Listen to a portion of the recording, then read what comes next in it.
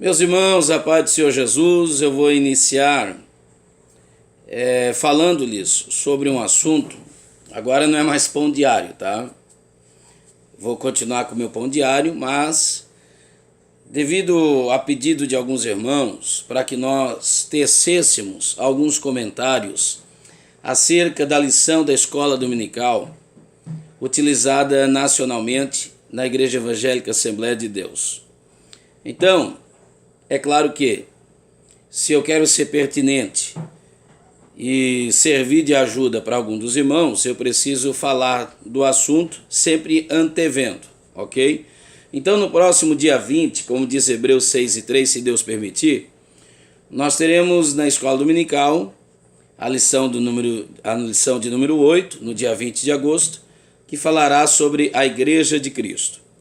Então, a pedido de alguns irmãos, eu vou estar sempre tecendo semanalmente comentários, antevendo a lição que será estudada no final de semana.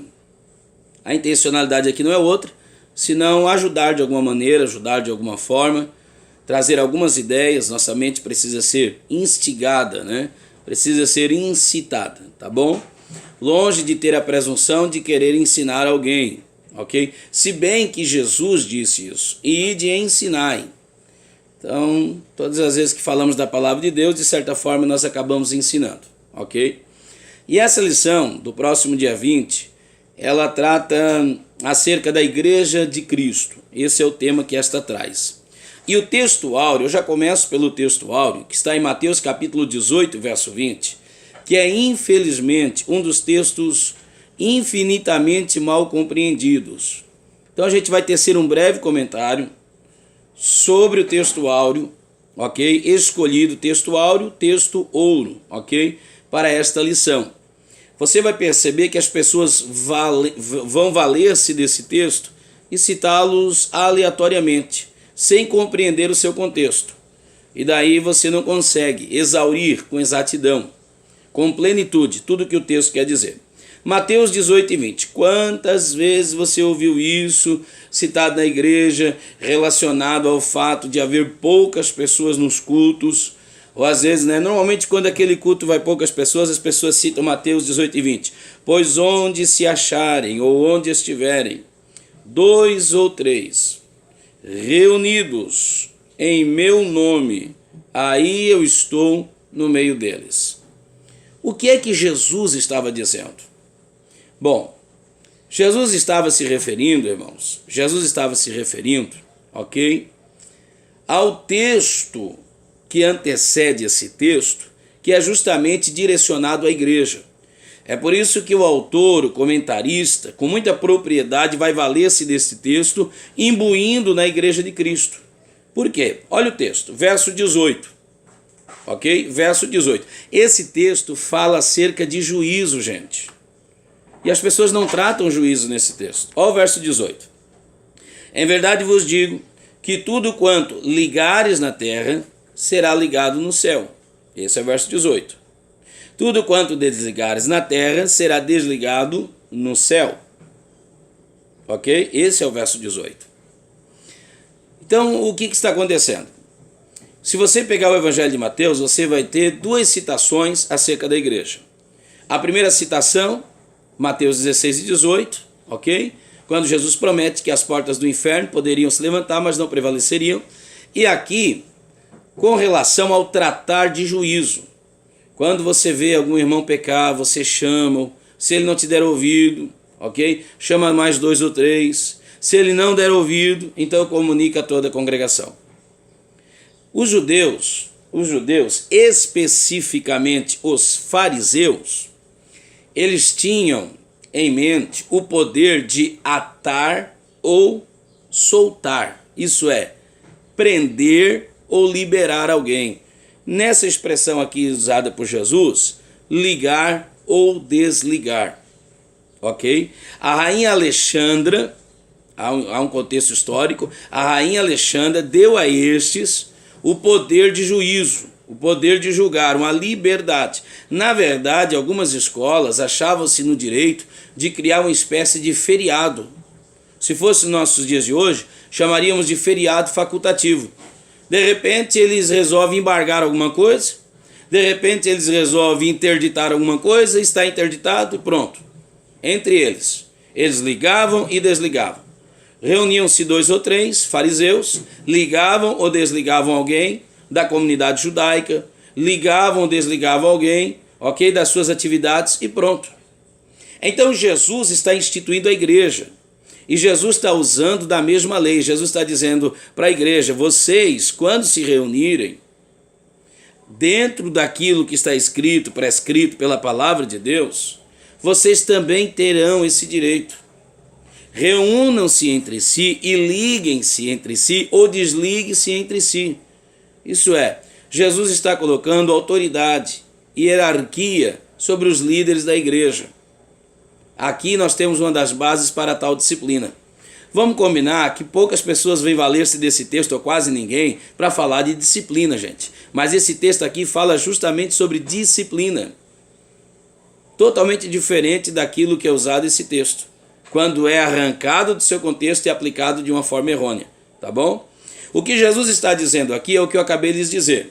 Desde que a rainha Alexandra cedeu aos fariseus esse poder de ligar e desligar, de atar e desatar, de prender e soltar, Jesus está valendo-se desse contexto histórico e está aplicando à igreja, dizendo que os líderes da igreja, e eles faziam isso, os fariseus, de acordo com a lei mosaica. Ok? Essa era o livro regra, tá certo? Então a igreja também tem, mas agora segundo os parâmetros de Jesus. E os líderes dessa igreja também têm o poder de atar e desatar, dado pelo próprio Jesus.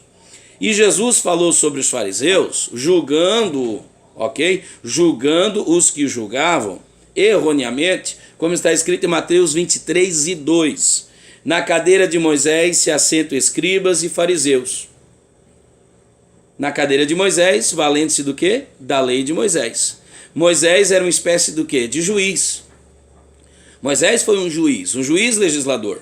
Ok? Moisés fez papel de profeta, Moisés fez papel de juiz em Israel. Ele ligava e desligava. Então os fariseus sentavam-se na cadeira de Moisés, segundo Jesus, que era para ligar e desligar. Portanto, tudo que vos disserem, isso fazei e observai. Porque eles diziam segundo o quê? A lei de Moisés. Ok, isso tinha valia para eles. O problema não era o que eles diziam. Mas olha o texto. Mas não façais conforme as suas obras, porque dizem aos outros, mas não praticam em si. Então Jesus está condenando, não é o que os fariseus estão pregando, mas é o que eles estão praticando. Porque segundo Jesus, o jugo deles era tão pesado, mas tão pesado, mas tão pesado, que nem eles suportavam carregar.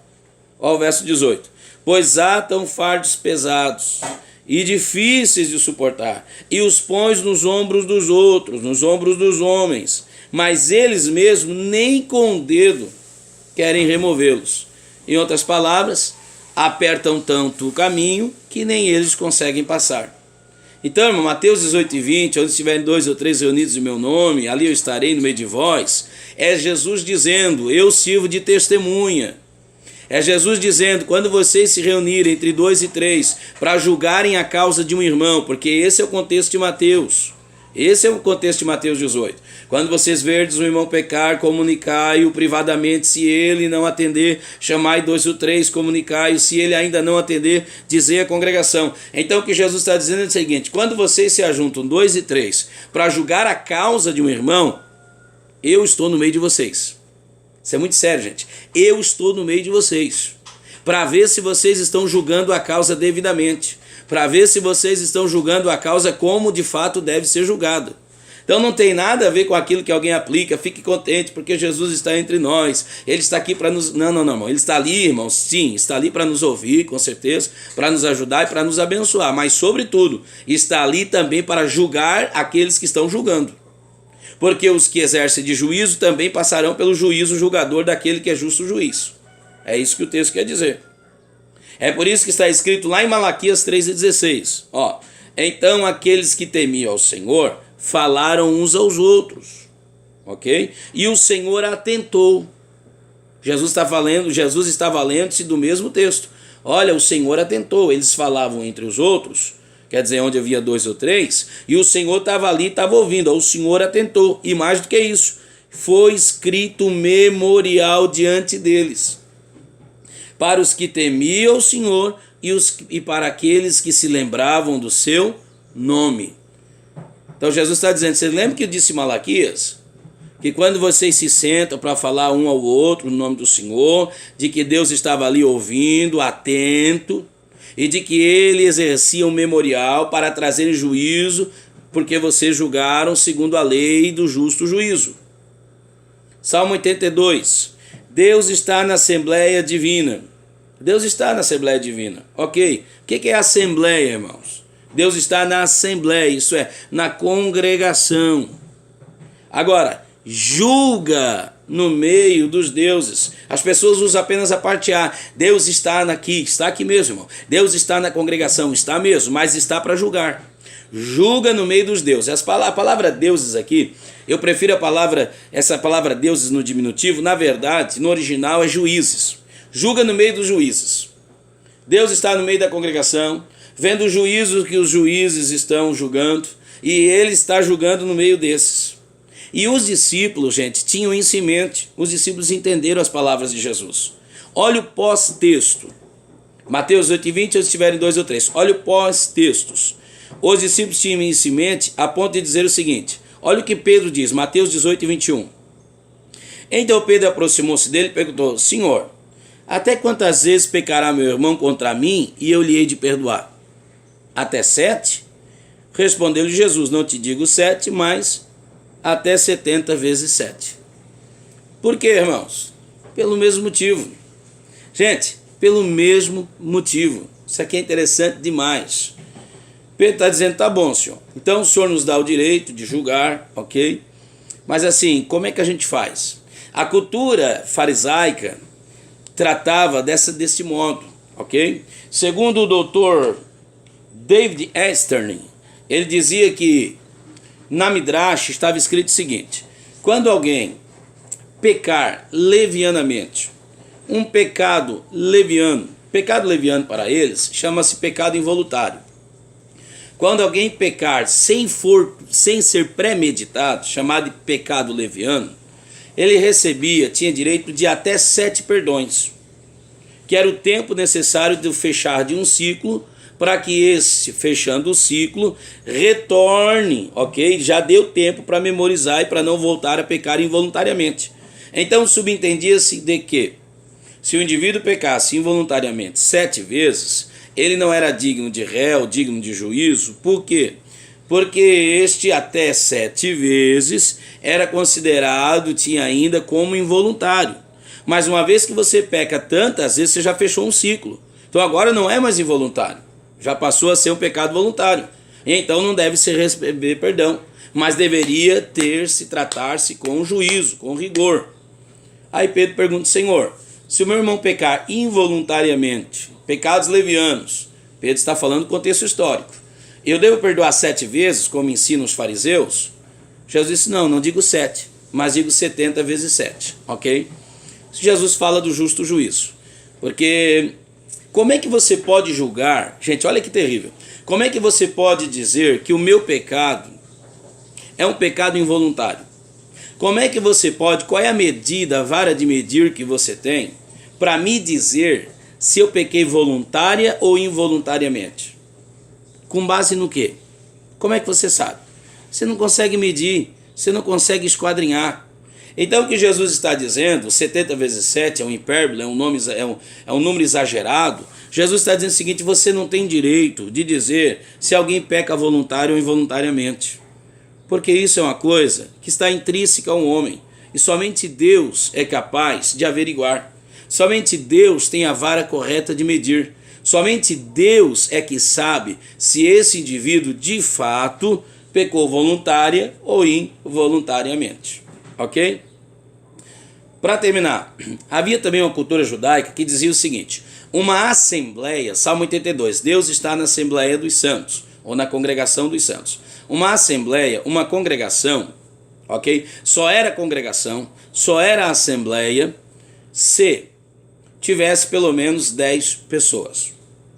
Então é isso que o texto está dizendo. Deus só comparece na congregação se tiver 10 pessoas. E daí sim o assunto é oração, aí sim o assunto é louvor. Porém, comparece, diz ainda a parte B, porém comparece no justo juízo entre os juízes. Então quer dizer, numa congregação de 10, 12, 15, 20, sei lá quantas pessoas, 2, 3 desses serão juízes. Então ele se mente o seguinte: quando 10 pessoas se ajuntam para glorificar a Deus, Deus está ali para receber adoração. Mas quando 2 ou 3 juízes se assentam para julgar alguém, Deus também está ali. O mesmo Deus que está ali para receber a adoração dos que serão julgados, também está ali para julgar o juízo daqueles que julgarão os demais. É isso que o texto está dizendo. Então o texto fala de juízo. Mateus 18 e 20. Então esse é o meu comentário sobre o texto áureo, ok? Da lição da Escola Dominical, no dia 20 de agosto de 2017, no próximo domingo, se Deus quiser. Tá bom? Deus abençoe a todos, em nome de Jesus. Volto a repetir, vale a pena estudar o texto, avaliando seu contexto. Então o contexto aqui é do quê? É de juízo. A igreja tem, sim, dado por Jesus, o poder de atar e o poder de desatar. O poder de inserir e o poder de desinserir. O poder de ligar e o poder de desligar. Dado pelo Senhor Jesus. O mesmo poder que os fariseus tinham. Detalhe, a igreja deve fazer isso, os líderes principalmente, os juízes, como assim o texto trata, devem fazer isso dentro de uma justa legislação bíblica, dentro daquilo que a Bíblia nos autoriza a fazer. Então você vai julgar não segundo o seu bel prazer, mas segundo um código, ok? Um código civil ético cristão. E esse código civil ético cristão chama-se Palavra de Deus. Então a gente não julga segundo o nosso juízo, mas segundo o juízo prescrito na Palavra de Deus. Tá bom? Então, onde tiverem 2 ou 3 para julgarem, Jesus está ali. Então Jesus não está ali assim só por estar ali, eu vim aqui, mas ele está ali para tratar com o juízo. Ele está ali para observar quem julga.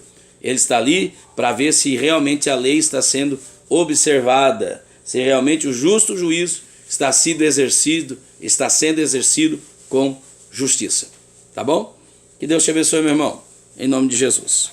Amém.